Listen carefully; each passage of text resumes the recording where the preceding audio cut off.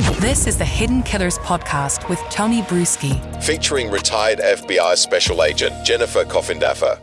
Chad Daybell's trial well underway and lots of interesting testimony. Some old, some new, things we've seen before, and some new tricks up the sleeve of the prosecution as they reveal some very interesting moments in the life of Chad Daybell, specifically while the investigators were at his property and finding the bodies of JJ and Tylee.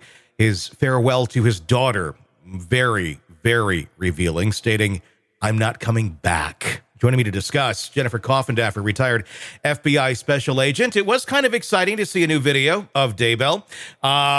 What was your reaction to all of that? It seemed a little bit of consciousness of guilt coming through there.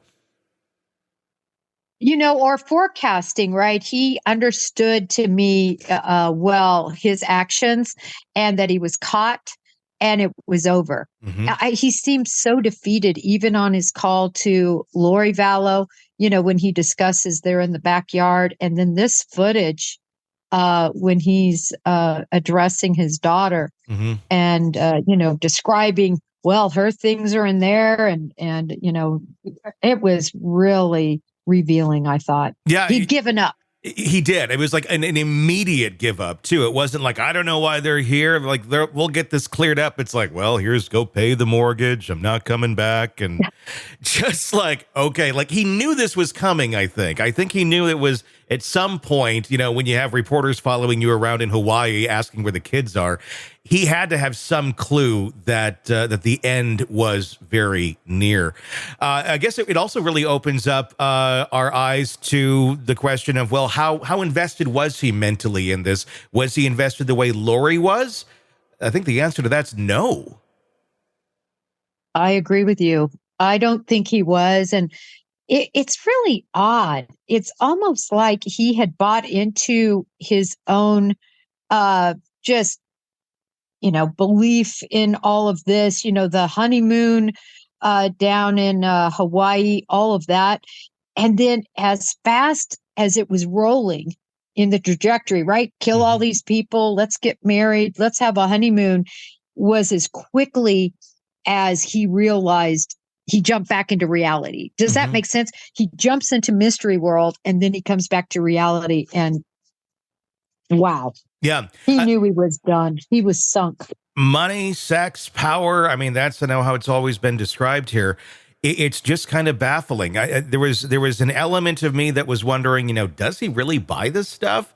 And I think for a while I kind of thought he did, but I don't think it was there. It was all a facade because he really enjoyed the attention of having Lori, of having these friends, Zulema and the others that seem to follow them and think that you know, they were just the most righteous prophet type people.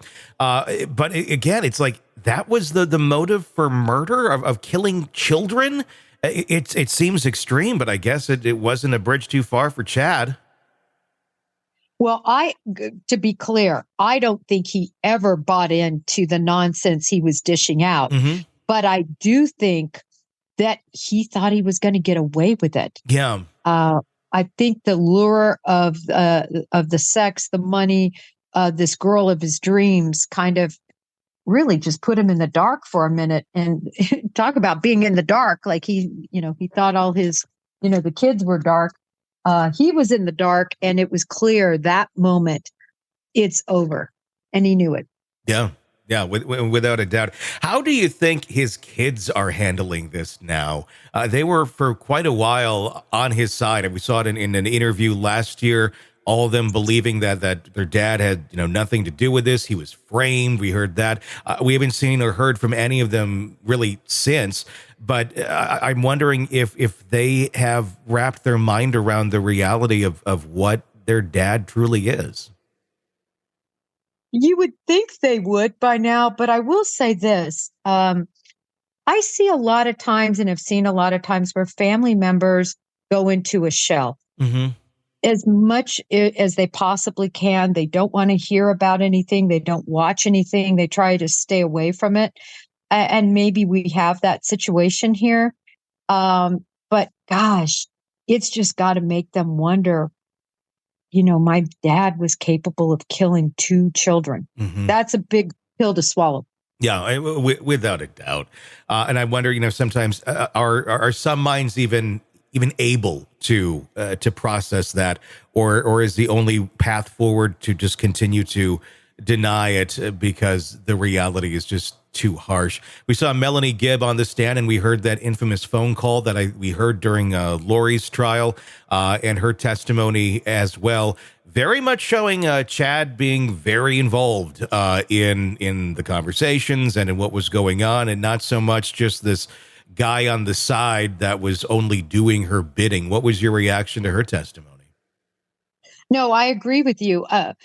He's got no way out here. Mm-hmm. When you add up all the pieces, as we're watching right now, them put together these phone conversations and his words out of his own mouth, his ship is sunk.